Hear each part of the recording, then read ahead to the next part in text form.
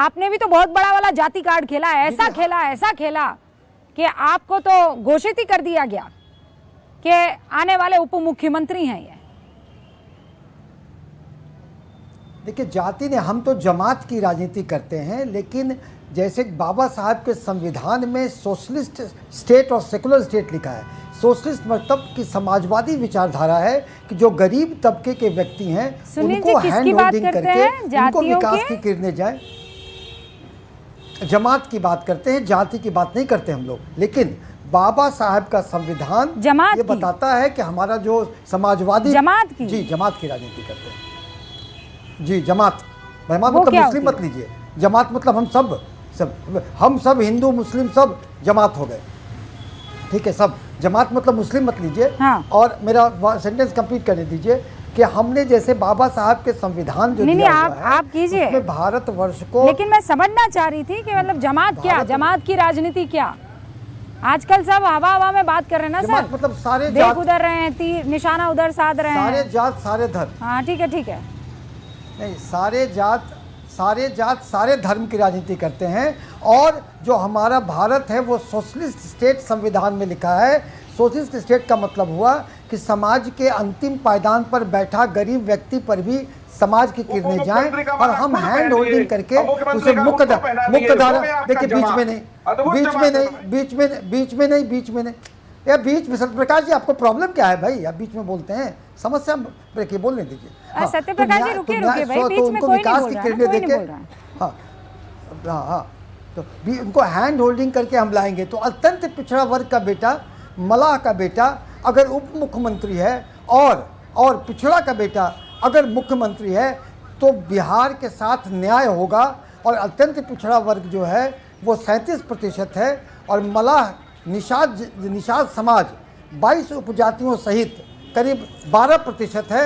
तो हमारा प्रतिशत भी है, हम गरीब भी हैं, हम वंचित भी हैं। तो अगर हम सत्ता में नहीं आएंगे तो हम उन जो हमारा संविधान का जो बेसिक टेनेट है सोशलिस्ट स्टेट, तो सोशलिस्ट स्टेट का मतलब सभी वर्गों का कल्याण करना। आप रुक जाइए सुनील जी, रुक जाइए जी, सुनील जी रुक जाइए, सुनील जी रुक जाइए। ठीक है, मल्लाह का बेटा मेरे समझ में आता है, दलित का बेटा कहाँ गया? मूसर का बेटा कहाँ गया? मुसलमान का बेटा कहाँ गया? अति पिछड़ा का दूसरे जो जातियां हैं उनका बेटा कहाँ गया? आप भी तो जातिवादी कर रहे हैं। फिर ये मत बोलिए ना हम जमात की बात करते हैं। कौन सी जमात की बात कर रहे हैं आप? नहीं देखिए, कौन सी जमात की बात कर रहे हैं आप? तो एक ही जात की बात कर रहे हैं। कौन सी जमात की बात कर रहे हैं? नहीं, अरे क्या मतलब? मल्लाह का बेटा क्या? अच्छा, मल्लाह का बेटा बोलना क्या होता है? अरे आप ये बोलिए ना कि मैं इंसान का बेटा हूँ। आप क्यों बोलते हैं मल्लाह का बेटा हूँ? फिर इसका मतलब जातिवाद कर रहे हैं ना आप? रूबिका जी समझे नहीं? रूबिका जी आप समझने की कोशिश करें। कैसे समाजवादी विचारधारा में नहीं, कैसे समझ बताइए? जो जात गरीब है, अत्यंत पिछड़ा है, उसको सामाजिक उत्थान करना है। अरे तो दलित जात गरीब नहीं है क्या सर? के बिना नहीं हो सकता। अरे मुझे ये बताइए, दलित गरीब नहीं है? दलित है, मुस्लिम भाई है। हाँ तो एकदम दलित हमारे भाई है, मुस्लिम हमारे भाई है, एकदम है। हाँ तो कहाँ है दलित भाई? दलित का बेटा कैसे नहीं होगा? कहा गया है। देखिए, और उप मुख्यमंत्री बनेंगे आप और हम, चिंता न करें। जब ये जो साझा प्रेस कॉन्फ्रेंस हुआ तो हुआ कि अन्य समाज और वंचित समाज से और उप मुख्यमंत्री बनेंगे। हमारा सरकार आएगा तो सत्ता की भागीदारी, कहे नहीं, चेंज मेकर, जो सत्ता की भागीदारी गरीब, दलित, अत्यंत पिछड़े, अल्पसंख्यक सबके हाथ में होगी। प्लीज सर, आप ही के ऊपर आरोप लगा रहे थे ना प्रधानमंत्री, जब ये कह रहे थे कि बंद कमरे में क्या कुछ हुआ है। अभी तक आपको सफाई देनी पड़ रही है, अभी तक इस मसले पर सफाई देनी पड़ रही है कि आपने ब्लैकमेल करके कि मैं अलग से प्रेस कॉन्फ्रेंस करूंगा, ये सब बातें कहकर आप पर आरोप लग रहा है ना। आपने अपना काम निकलवा दिया, आपने तो कुर्सी पा ली, बाकी सबका हमको नहीं पता भैया। सुनील जी 20 सेकेंड और उसके बाद मैं आगे बढ़ना चाहता हूं। देखिए प्रधानमंत्री जी क्या बोलते हैं, हमारे बंद कमरे में क्या होता है, आजकल वो इतना ज़्यादा बोलते हैं कि उनकी क्रेडिबिलिटी गिर गई है। हम लोग तो अब टिप्पणी भी नहीं करना चाहते। हमारे यहाँ कोई ब्लैकमेलिंग, चूंकि हमारी बात तो हम ही कर सकेंगे ना, कोई ब्लैकमेलिंग नहीं है हमारे यहाँ। जिसको आप जात से देखते हैं, वो जात इसलिए आइडेंटिफाइड है कि वो जात सामाजिक और शैक्षणिक रूप से कमजोर है, और सामाजिक शैक्षणिक रूप से कमजोर है तो उसका अगर हम उत्थान नहीं करेंगे। ठीक है, रोहन गुप्ता जी जवाब दे दीजिए। रोहन गुप्ता जी जवाब दे दीजिए, जल्दी जवाब दे दीजिए। रूबिका जी देखिए, पहली बात तो ये अभी जो जातिवाद की बात कर रहे हैं वो कैसे बेवकूफ़ कर रहे हैं बिहार की जनता को, वो मैं बताऊं। जब एमवाई की बात करते हैं, मुस्लिम यूथ की बात करते हैं, तब आता क्या है, यादव आ जाते हैं और मल्ला आ जाते हैं, तब मुसलमान याद नहीं आता। कांग्रेस का मुखिया दलित है, उसका नाम डिक्लेयर नहीं कर पाते। कौन सी जातिवाद की बात कर रहे हैं? और आप जातिवाद की आड़ के पीछे जंगल राज को नहीं छिपा पाएंगे। यही इस कैंपेन का जो भी नैरेटिव यहाँ पे बिहार में रूबिका जी है, मैं यहाँ पे 3 महीने से हूँ, बहुत लोग क्लियर हैं कि जंगल राज को नहीं भूलेंगे। और इसीलिए जब उनको मालूम है कि बुरी तरीके से हार रहे हैं, इसीलिए मोदी जी को व्यक्तिगत टिप्पणी पे आ चुके हैं। बाकी एक राष्ट्रीय पार्टी के अध्यक्ष को क्या जरूरत है कि मोदी जी के लिए व्यक्तिगत टिप्पणी करें, नाच गाने की बात करें, छठ पर्व का अपमान करें? कोई भी आदमी जिसको थोड़ी भी राजनीति मालूम है इस प्रकार की हरकत नहीं करेगा। और आखिरी चीज रूबिका जी, जिनका मुद्दा, आखिरी चीज, वोट चोरी की ये लोग बात कर रहे थे रूबिका जी, इनका तो मुद्दा ही चोरी हो गया। ये पहला कैंपेन होगा, इतने सालों से मैं देख रहा हूं रूबिका जी कि चुनाव के पहले ही विपक्ष का मुद्दा ही चोरी हो गया। वोट चोरी कहीं के कैंपेन में नहीं है, तो क्यों जनता को बेवकूफ बनाया आपने 2 महीने तक? क्यों दोनों भाई मिलकर रैली में? ये तो है पंकज जी, ये तो मुद्दा ही चोरी हो गया। ये बात तो माननी पड़ेगी।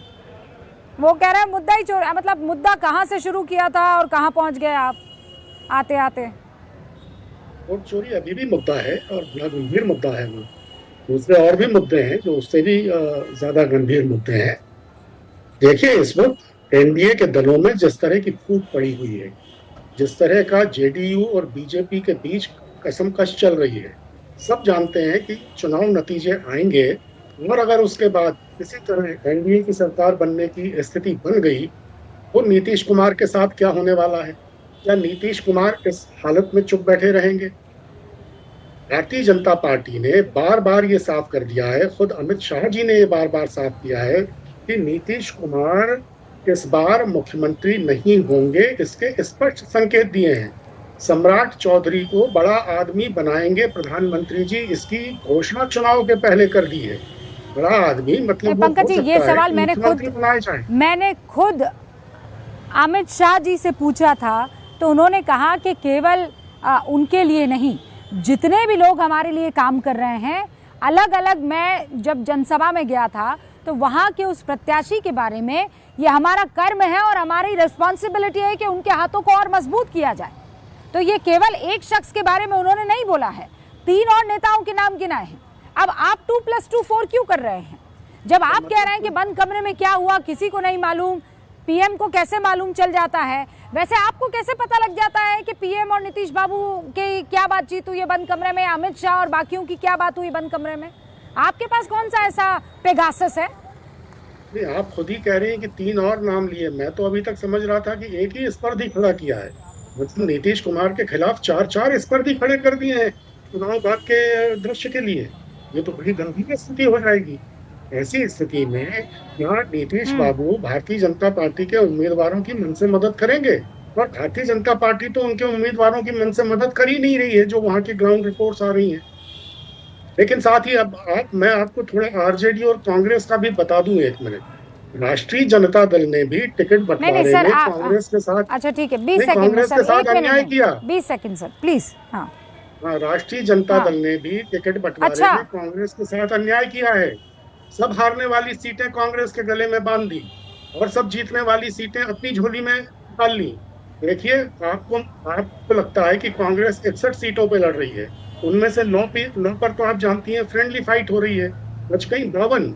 उन 52 सीटों में से रूबिका जी 23 सीटें ऐसी हैं जिनमें बिहार में जो पिछला डिलिमिटेशन हुआ उसके बाद 7 चुनाव हुए हैं लोकसभा और विधानसभा के। उन 7 चुनावों में से इन 23 सीटों पर महागठबंधन का कोई भी राजनीतिक दल एक भी बार नहीं जीता है, न कांग्रेस, न राष्ट्रीय जनता दल, न कोई और। तो इसका मतलब क्या हुआ कि कांग्रेस को जीत की संभावनाओं वाली सिर्फ 29 सीटें दी गई हैं। कांग्रेस 61 पे नहीं, 52 पे भी नहीं, सिर्फ 29 सीटों पर तो चुनाव लड़ रही है। तो ये जो राष्ट्रीय जनता दल ने किया तेजस्वी यादव जी ने, ये क्या हुआ? ये क्या से क्या हो गया पंकज जी? वोट चोरी करते करते आप ही के साथी सीट चोरी कर गए। मैं आपको बता रहा हूँ ना, दोनों तरफ इस तरह की चीजें हैं कि ये चुनाव बहुत पेचीदा हो गया है। हो गया। बावजूद इसके जो बिहार की जनता है हैं? उसमें एक अंतः प्रवाह पंकज जी, थैंक यू ये सब बताने के लिए। जब मैं ये सवाल करती हूँ तब ये आरोप लगाया जाता है कि रूबिका लियाकत ये सवाल क्यों कर रही है। मैं यही बात तो प्रधानमंत्री कह रहे थे ना कि कुछ तो खेल हुआ है बंद कमरे में, और वो आज आपने जाहिर कर दिया है। हर्षवर्धन जी, एनडीए में भी हुआ है, वो एनडीए में भी हुआ है। नहीं, देखिए मैं वो हुआ है, वो तो मैं पूछ लूंगी अभी, लेकिन अभी तो आपने क्लियर कर दिया ना। देखिए मैं तो ये कह रहा हूं कि हम में से किसी की बात वो गूंज में न सुनी जाए, सिर्फ पंकज भाई की बात सुनी जाए। पूरा चुनाव उन्होंने बता दिया। उन्होंने कहा कि एक नहीं 4 प्रतिस्पर्धी खड़े हो गए मुख्यमंत्री पद के, एक पे कह रहे थे। फिर उन्होंने कहा कि कांग्रेस को तो इतनी सीटें नहीं दी। अगर पंकज भाई के लिहाज से ही देखें तो कांग्रेस तो सिंगल डिजिट में जा रही है, डबल डिजिट में जीती नहीं, क्योंकि वो कह रहे हैं कि कितनी सीटें उन्होंने जोड़ के बता दी कि सिर्फ 29 रह गई हैं। अब उसमें कितनी जीतेंगे वो। कुल मिलाकर ये स्थिति है, यही सच है बिहार के चुनाव का। गठबंधन के भीतर किसी मुद्दे पर एका नहीं है, बहुत अलग अलग चुनाव लड़ रहे हैं, अलग अलग एनर्जी वेस्ट कर रहे हैं। और इसी वजह से जब 14 पर हर्षवर्धन जी कह रहे हैं एनडीए में भी एका नहीं है। नहीं वो हर्षवर्धन जी कह रहे हैं कि एनडीए में भी एका नहीं है। अब पंकज भाई को इतना तो कहने दीजिए, नहीं तो फिर एकदम ही कांग्रेस से क्या आप बाहर करा देंगे, थोड़ा तो रहने दीजिए। लेकिन जो भिलारी जी ने कहा उसका जवाब मैं देना जरूरी समझता हूं। उन्होंने कहा कि मैंने यादवों को कहा कि पिछड़े से नहीं और कुर्मी को नहीं कहा। भिलारी जी, मेरा बड़ा स्थायी मत है, यादव कुर्मी इस देश में सवर्णों के साथ सवर्ण जैसी ही स्थिति में हैं, उन्हें अगड़ों में ही शामिल किया जाना चाहिए। मेरा ये मानना है, बाबा साहब अंबेडकर का संविधान कहता है धीरे धीरे इस देश से सारी जातियां अगड़ी हो जाए, तभी तो आप जाति मिटा पाएंगे। रोज नया पिछड़ा बनाते रहेंगे तो कैसे मिटा पाएंगे। मैं इसी मत का हूं और बार बार इसकी पैरवी भी करता हूं। भिलारी जी, तब तो चारों शंकराचार्यों को रखना पड़ेगा कि उनसे शस्त्रार्थ हो जाए, जो जीतेगा वही शंकराचार्य योद्धा केवल ब्राह्मण क्यों होंगे। और कुर्मी छोड़ दिया था, इसलिए आपको याद दिला दिया था कुर्मी। अब छोड़िए इस सब बात, इससे बड़ा लंबा चर्चा हो जाएगा। अब मैं ये कह रहा था कि जैसे पंकज जी ने बताया कि लेकिन ये इधर भी है, अगर इधर नहीं रहता रूबिका जी तो कितनी सीटें कौन लेगा उस पीठ पर पता चल रहा है। कौन कौन कैंडिडेट कितना खड़ा करेंगे, क्या करेंगे, एक भी प्रेस कॉन्फ्रेंस नहीं होता है। अनलाइक लास्ट टाइम आपको जो है मैनिफेस्टो वाला में भी कुछ हुआ कि भाई सबको एड्रेस करेंगे, जितने नेता हैं बैठ करके एड्रेस करेंगे। मुख्यमंत्री 56 सेकंड में भाग गए।